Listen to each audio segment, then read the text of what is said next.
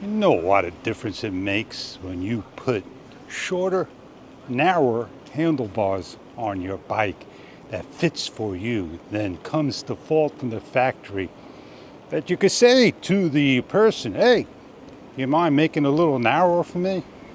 So you can see that I still hold it the same way. I could come in here and go real narrow, but there it is.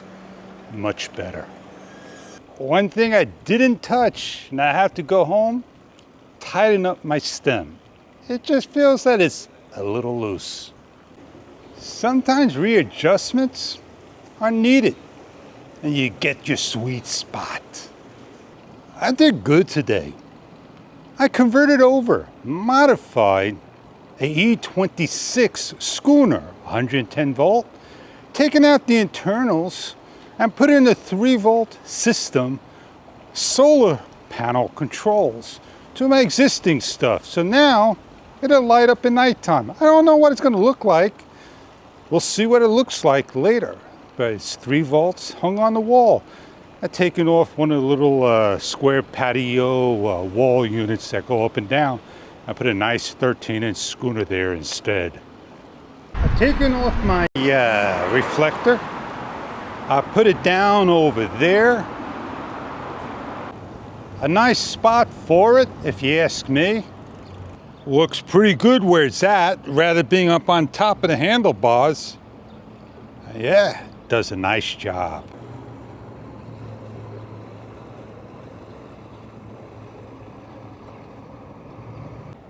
If you look between the two pylons, the two pillars, the two posts, the boats are coming in.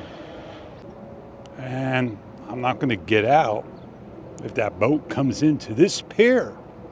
So we're going to wait, catch the moment of the boat. So here comes the boat.